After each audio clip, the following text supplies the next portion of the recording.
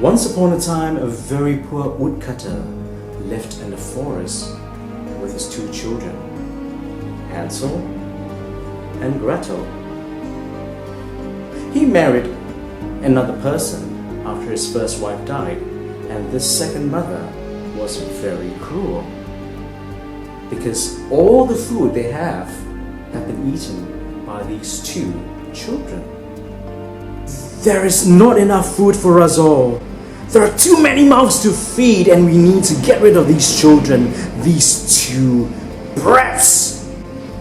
So she kept persuading her husband to abandon his children in the middle of the woods for them to fend for themselves.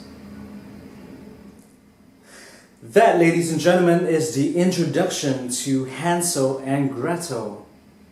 A story that I grew up learning and loving because it was so intriguing as a child, learning to negotiate the realities and horrors of family life.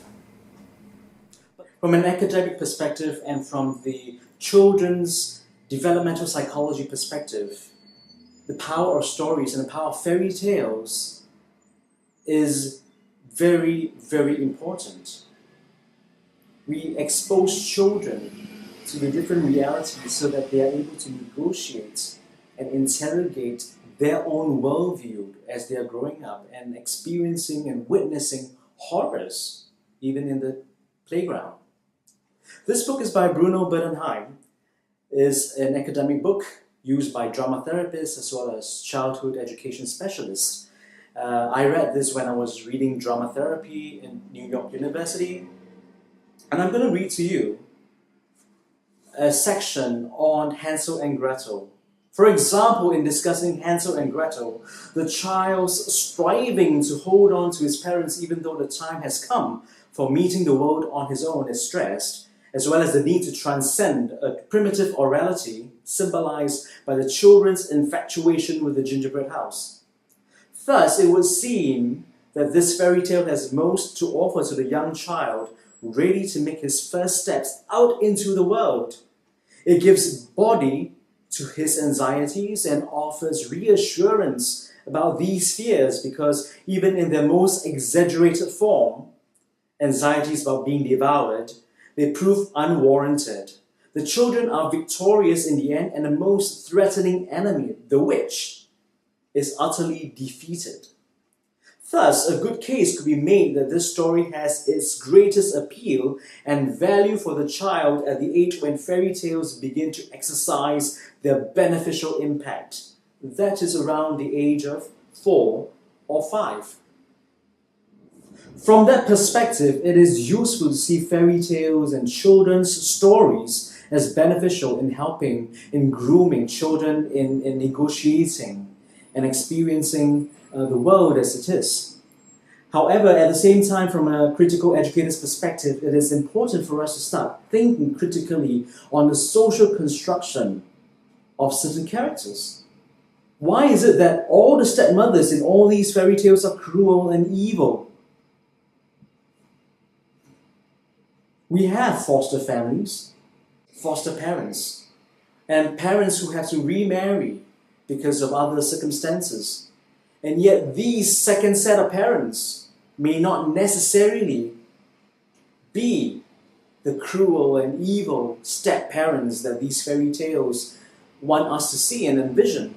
And that exactly is the reality of life, because once we are not critical of what we read, then we are assuming that all step-parents are cruel, and that is more dangerous from a pro-family perspective than anything else. Among other stories, we have Red Riding Hood, who is eaten by the big bad wolf in the forest. We also have Snow White, who is abandoned by her queen mother and poisoned because she wanted to look pretty. Notwithstanding that, we have her living with 7 other men in the forest. But that's besides the point. We are exposed to different types of stories. As a child growing up, as a teenager going through literature lessons in school. Remember Romeo and Juliet, 2 teenagers basically, running away, eloping because they fell in love with each other. these are the kind of literature that we are exposed to, and we want our children and our society to engage in dialogues about humanity, about society, about the human condition, about empathy. And these are the things that if we were to be too safe in our literature classes, in reading literary works of fiction and non-fiction, then we are really turning our minds inwards instead of opening them up and broadening our horizons. As an educator, I am deeply offended when books are pulped and destroyed and burned, and knowledge contained and constrained. And this is a stand against the National Library Board's ban on 3 children's book titles: Entangle Mix 3, The White Swan Express, Who's in My Family, and perhaps other controversial titles that are deemed socially inappropriate or against community norms or against pro-family values. As an educator, I stand for education, for literacy, for critical inquiry, for imagination and creativity, and the kind of questioning that I want to imbibe my students with. So I encourage you to take a step back and think about the fiasco between pro-family camp and the pro-gay camp. They are completely not mutually exclusive. Why can't a gay person be a loving parent or a loving caregiver for that matter? And again, within the pro-family camp, we realize through our stories that step-parents are also demonized, and we want to break that stereotype because without the proper education, without critical thinking, we are going to believe in only one set of values that may not really be useful to the psychological development of a child. There are so many book titles today that deal with sensitive topics and issues, from racism, bigotry, prejudice, social inequalities, oppressions, sex violence, witchcraft, witch hunting, etc.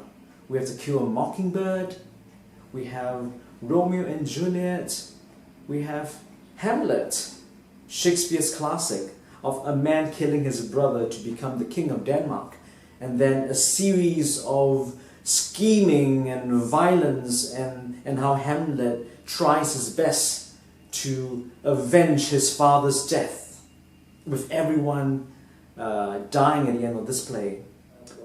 Should we then, based on this premise that these are sensitive topics, that we ban all books that are not pro-family values?